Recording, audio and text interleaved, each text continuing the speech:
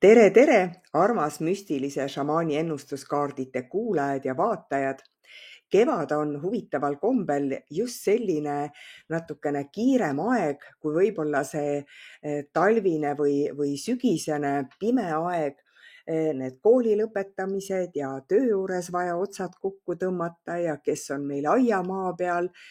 Nii et need kaardid vahepeal andsidki mulle puhkust tõmmata otsi kokku mõnedes teistes asjades ja kuna ma tegelen ka astroloogia kaartidega, siis väga paljud inimesed just kevadel tahtsid teada, kuhu edasi liikuda, mis see hingetee on, mis see aasta toob. Nii et hästi palju oli ka seal nagu astroloogiaalaselt tegemist, aga väga hästi andsid need kaardid mulle sellist rahu. Aga nii, kui mul tekkis selline vaba hetk, nii kui ma vaatasin kaardite poole, nii ma teadsin, et hästi, ma pean nad välja võtma ja kohe hakkasid energiad liikuma.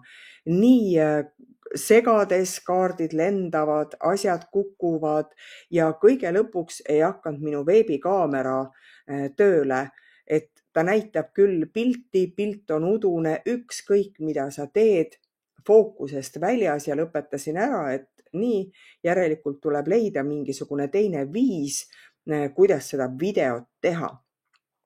Ja veel nii palju sest minu käest on küsitud, et kuidas ma tõlgendan neid kaarte.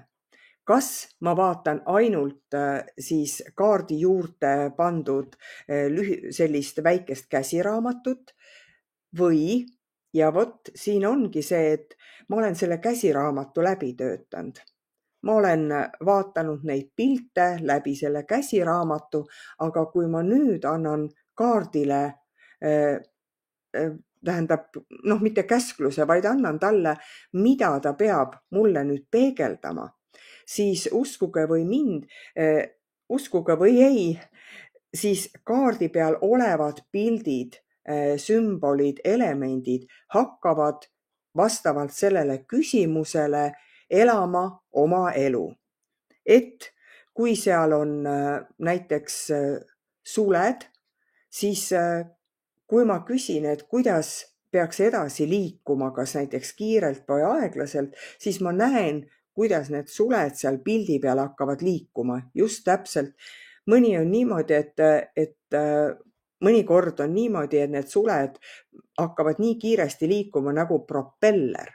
Ja teinekord seisavad paigal, mis annab mulle ju kohe ütlemist, et ei, et see on sul seismise aeg ja teinekord, et jah, sa pead liikuma, aga ära üle piiri mine. Ja täpselt samuti need ka muud elemendid, mida ma näiteks selle kaardi puhul enne üldse tähele ei pannud, siis teatud küsimuse korral ilmub sinna mingisugune uus element ja ma tean, et ma pean sellest elemendist rääkima ja sulle jagama. Nii et selliselt ja kui ma mõnikord on ka see, et kaart ei räägigi, siis ma löön käsiraamatu lahti ja vaatan, mis seal siis on. Ja kui ma nagu käsiraamatus selle esimese impulsi saan, siis hakkab kaart rääkima ja teinekord on vaja siis valida lihtsalt uus kaart ja rohkem ei olegi midagi. Nii, aga täna küsisin kaardite käest sellist asja, ehk teema on, mida pead õppima praegusest suhtest. Ja tundus, et see oli natukene liiga selline üldine, siis tulid juurde veel, mida suhe sulle peegeldab, millist hingeõpetust ta sulle annab ja loomulikult nii nagu šamaan ikka, kuidas saab sellest suhtest nagu maksimumi võtta, kas parandada, kasvatada, tervendada, edasi liikuda. Siin on esimene kaart, mida pead õppima praegusest suhtest.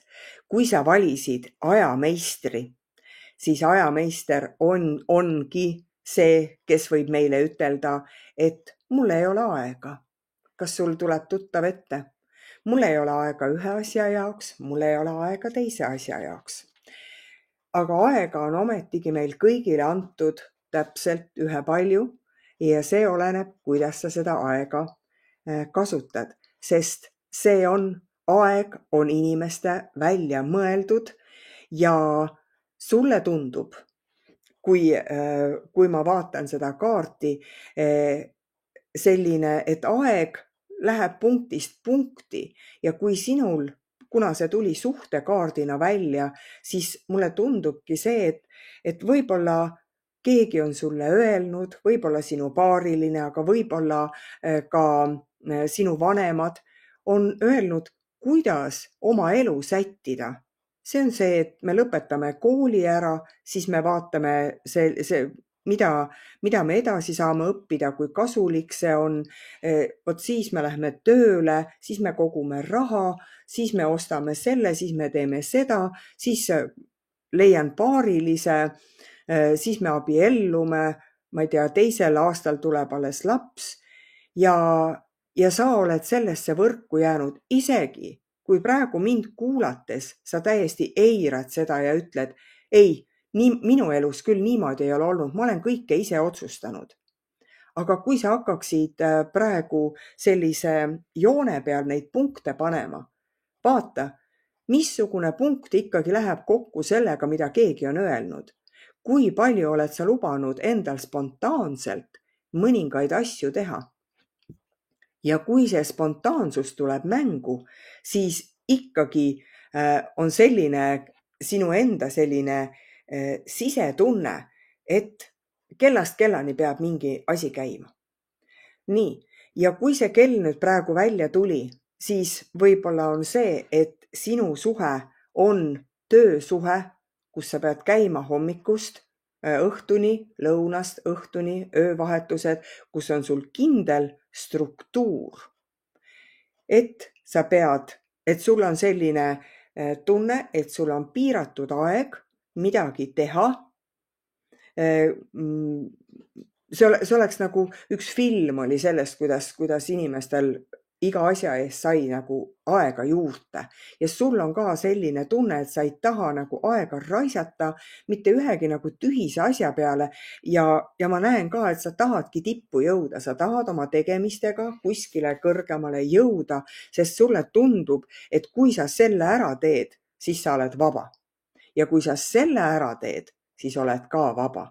Me mõnikord mõtleme isegi lapsi kasvatades, et nii, kui see laps kasvab nüüd selliseks vanuseks või et saab 1-aastaseks, vot siis ma saan teha seda. Kui ta on 3-aastane, siis ma saan teha seda. Kui ta on 10-aastane, siis on niimoodi. Isegi seda, et kui mul paariline läheb tööle ja mina jään koju, siis ma saan teha seda. Ja et ainukene puhkeaeg on näiteks ainult õhtul kella 9 lähen magama ja kella 6 on minu puhkeaeg, muud aega ei ole. Siis vot see sõnum on sulle ja mulle kohe tundubki, et sa oled iseenda vastu ka suht karm siin selle kaardiga. Nii, aga järgmine kaart siia ajameistri kõrvale tuli maokaart. Jah, mis ei ole sirge, isegi pildi peal, saad sa aru, selleks, et madu saaks edasi liikuda, peab ta vonklema. Kas sa saad aru, kui ilusti tuli see järgmine kaart sind nagu õpetama? Ja minu küsimus oli ju järgmisele kaardile, et mida sulle sinu suhe peegeldab? Aga seal on sinu suhe iseendaga, et asjad peavad käima mööda jutti, mööda kriipsu, täpselt Exceli tabeli alusel, sest muidu sulle tundub, et asjad lagunevad koost ära. Aga madu ei saa sirgelt edasi minna. Ja mida peegeldab see kaart? Vaata, see elujõud meie sees peab ka liikuma, mitte ainult ülesse alla, vaid ta peab lainetama. Ja sina pole lubanud oma elujõul lainetada. Sa oled läinud nagu tank ühest kohast teise. Aga keerdumine on selline kiremärk. See on uuenduse ja tervendamise märk. See madu tuleb sulle näitama, et sa pead loobuma sellest sirgjoonelisest lähenemisest igale asjale ja ka oma sellele to-do listile, mis sa oled teinud. Et madu näitab sulle, et kus on sinu kirg, kus on sinu loovus. Ja tegelikult vaata, ega see madu ei lähe niimoodi siksak. Ta läheb ju väga graatsiliselt. Ja tead, ta peegeldab siin, et sinu enda sees on see võime, et see minevik lahti lasta hästi graatsiliselt. Ära tee mingit suurt draamat, et sa oled niimoodi teinud ja teistmoodi teinud. Võta täiesti rahulikult. Lihtsalt hakka oma energiat kasutama teistmoodi, loominguliselt ja loovalt. Järgmine kaart tuli välgukaart ja ma küsisin, millist hingeõpetust see sulle annab. Ja vaata, see välk tulebki ju nagu selgest taevast. Öeldakse, mis hingeõpet? Ta ütleb siin, et sinu sees on hästi võimas hääl. Saad aru, kui sa saad hakkama Exceli tabelitega, kui me saame hakkama oma korrastatusega, siis me saame suurepäraselt hakkama ka liikuva ja loova lähenemisega. Me pole seda lihtsalt lubanud. Ja välk tuleb ütlema, et hing sinu sees tahab valgustust saada just sellisel moel, et mis veel on maailmas olemas. Missugused energiad minu sees veel on olemas? Kas on see, et sa naeratad ka ainult, võib-olla see amet on sul selline, kus sa naeratad ainult niimoodi ühe hetke hästi viisakalt. Aga kui istud laua taha, siis sa ei naerata iseendale, peeglisse ka ei naerata, siis on viimane aeg hakata naeratama. Või kui suhtes on sul, ongi see, et sul on lapsed ja koristamine ja söögi tegemine ja nagu mitte midagi sinna vahele ei mahu. Pane kõrvaklapid vahepeal pähe, kuula muusikat. Pane see tümps ja tee kõiki asju tantsusammul. Lihtsalt ma näen, et siin oled nagu hästi kinni jäänud ikkagi sellisesse rangesse mingisugusesse mudelisse, ükskõik, kas sa oled mees või naine, kes sa praegu kuulad. Need mingisugused mineviku mustrid hoiavad sind kinni. Nii et see välk tuleb raputama sind, et sa võtaksid saatuse vastu. Ja juhul, kui praegusel hetkel läksid lapsed kodust ära või töö, võib-olla sa lähed puhkusele, aga võib-olla pead töökohta vahetama. Kui on mingisugune pööre sinu elus, siis võta seda vastu nagu kingituse, nagu sellise kirega, et ma saan nüüd muutuda. Sest see välk tuleb ütlema, et sina pead ise oma saatusega nagu käsi käes käima, mitte leppima. Leppimine ei ole õige sõna. Sa pead käsi käes käima, kui tuleb muutus. Selge, lasen selle vabaks, teen edasi, sest ainult ise oled sa võimeline takistama, enda eesmärkide täitmist, ainult sina ise, absoluutselt mitte keegi. Nii et see kaart, mis siis on mingi hingeõpetus, on see, et sa pead olema praegusel hetkel julge ja kartmatu. Ja 4. kaart, kuidas sellest suhtest saab siis kõige paremat võtta ja sind tuli kaitsma, ma ütlen isegi kaitsma, müstiline šamaan isiklikult tuli sulle teed näitama. Jaa, sest ega ta sageli ei taha välja tulla, selline salapärane tegelane, sest see müstiline šamaan on kogu selle kaardipaki alus. Ehk, mis ta ütleb? Ükskõik, kus kohas sina oma elus oled sina kõige alus. Ei ole alus sinu töö, ei raha, sinu suhe ega lapsed. Mitte ükski asi, ei maja ega auto ega asfalttee ei ole sinu alus, vaid sina ise oled ise enda alus. Ja šamaan tuleb ütlema, et sa pead vaatama enda ümber kõiki aspekte, mis sul on, neid kasutama. Kui me räägime siin praegu, et kuidas suhtes saab paremaks minna, sa pead neid adekvaatselt kasutama. Ja kui sa oled loonud müüdi endale, sest šamaan on ka siukene jutuvestja ja müüdilooja, aga mida ajameister alguses räägib? Just sellest müüdist, mida sa oled endale rääkinud, see jutt, et asju saab teha niimoodi, siis müstiline šamaan ütleb, et sa oledki teinud selle reaalsuseks, aga tegelikult see asi niimoodi ei ole, sellepärast et me saame kõiki ümber pöörata, kõiki asju. Me saame vaadata materiaalset külge, vaimset külge, kõiki imesid, mis meie ümber on. Me võime neid uskuda ja mitte uskuda. Šamaan hakkas nüüd nagu juttu ajama, aga võtame kokku selle, et kuidas tervendada. Kuidas seda tervendada? Üks on see, et šamaan ütleb, kuidas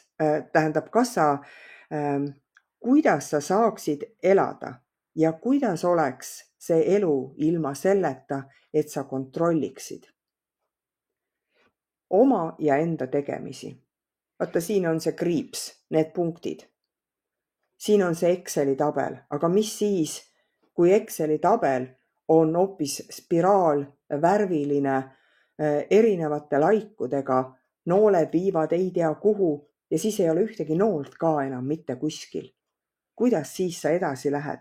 Kas sa oled nagu sellist inspiratsiooni ja ma isegi ütleks jumalikku impulssi lihtsalt kasutanud?